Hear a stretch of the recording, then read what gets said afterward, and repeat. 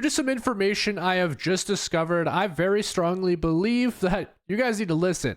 Billionaires are planning to absolutely explode the price of many different digital assets, XRP included. And they're going to be doing this in a very orchestrated manner, which I believe is going to be very easy to play around once you guys actually understand what they are doing and how they are doing it. And so that's precisely what I'm going to talk about in today's video. First, I'm going to describe what is going on, and then I'm going to describe how they're going to do it, and then I'm going to talk about how I'm going to be taking advantage of this if everything plays out the way that I think it will.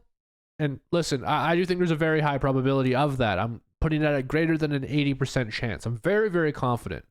So I just want to first talk about the really interesting dynamic that's going on right now with all of these different treasury companies like MicroStrategy or BitMine and many other different Bitcoin, Ethereum, XRP treasury companies even that are all now starting to acquire a ton of crypto.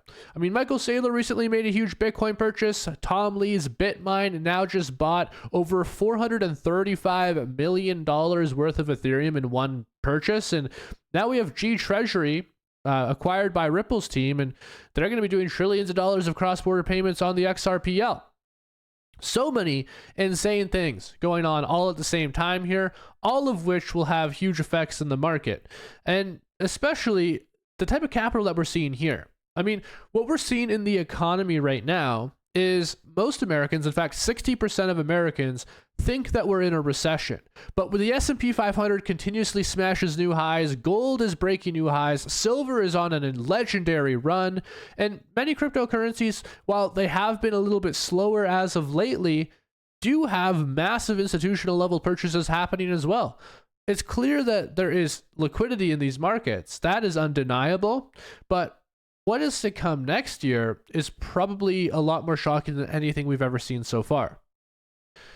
And speaking of that, there's a lot going on in geopolitics right now, which will have a huge effect on that. We all know the money printer that's set to go live in 2026. Now we have the new Fed chair, Hassett, that's likely to be stepping in here. He's extremely bullish. And a lot of the statements this guy has been saying have really been shaking up the finance world, because this guy doesn't just want to cut the interest rates by 1% from where they are right now. He wants to cut them multiple percentages. And if he gets his way next year, the amount of money that will be printed from the Fed is going to be unfathomable, much more than any of us previously even thought before. And this will have a much larger impact than we previously thought as well. He's also come out and said that President Trump will be announcing a huge positive economic announcement very soon. Ironically, right around the same time that the Federal Reserve is going to be coming out and talking about rate cuts. We can see there's now a 94% chance that the Fed will cut interest rates on Wednesday, which of course is just a couple days away. The third rate cut of 2025 is here. And guys, I want to remind you, quantitative tightening ended on the 1st of December. Okay? Quantitative tightening is ending. A new rate cut is extremely likely to be underway here. It doesn't look like it's going to be a 50 basis point. It doesn't look like it's going to be a 0 basis point. It's looking like a 25 basis point cut. And yeah, that's going to be absolutely insane if that does happen. And the elephant in the room is the recession talks, okay? And this is what has most people concerned. And listen, I do think in the short term, some answers need to be had here. I mean, it's apparent to me that the last 2 to 3 rate cuts that we've had have not been impactful enough on the market. You can see that there have now been $1.2 million job cuts announced in 2025, and 60% of Americans, as I mentioned earlier, say that we're in a recession, which we're not.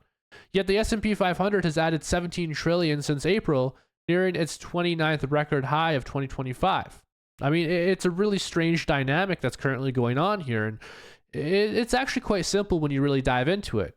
You can see that U.S. employers have announced all these job cuts, the second highest total in the last 16 years. You can look at this chart right here, and you can see the great financial crisis versus the trajectory that we're on right now in 2025. And I think the trend looks pretty clear. I mean, obviously, the 2020 crisis was insane. I mean, people were forced out of their jobs overnight. But this is a much more clear trajectory, much more similar to what we saw during 2008, 2009.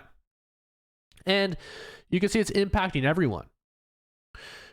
And new research is revealing that 3 in 5 Americans think the economy is in a recession as a result of this. However, the data says that there is currently just a 33% chance that the US economy enters a recession by 2027, and odds are down 11 percentage points since October 2025, and they're at their lowest level yet. The data says that we're nowhere near a recession, and all these companies are absolutely exploding in value still. And the GDP is also outpacing previous years too. The US GDP grew by 3.8% year over year in quarter 2 2025 and 1.6% in the first half of 2025, far above contractionary territory, which is of course a recession. I mean, you can compare these numbers of like 2024 versus now. I mean, even go back to 2022. It's absolutely insane just how quickly the economy is actually growing when you really factor this all in. Without AI spending, though, the economy is far weaker than it seems. And so this is what people are worried about. They're worried about the AI bubble, right? Like, okay, this GDP growth is pretty much all driven by AI, right? We take out the AI out of the equation, what do we have? Well, yeah, I mean, AI spending is holding up the global economy. That much is very clear. Data centers right here, the real private non-residential fixed investment quarterly, it's exploding.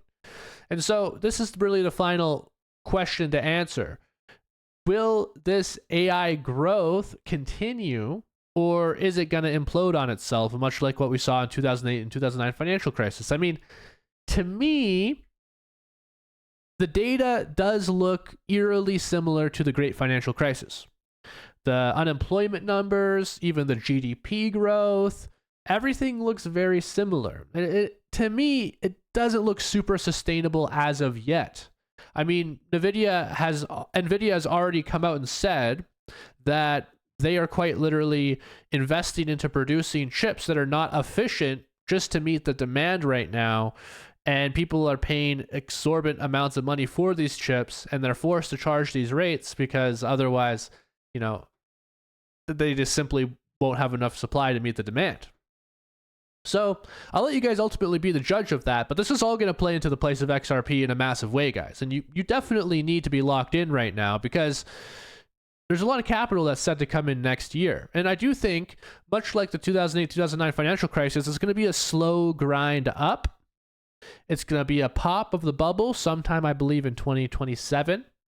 And then it's going to be what feels like a catastrophic collapse, end of the world, followed by probably one of the greatest buying opportunities we're ever going to get in our entire lifetimes.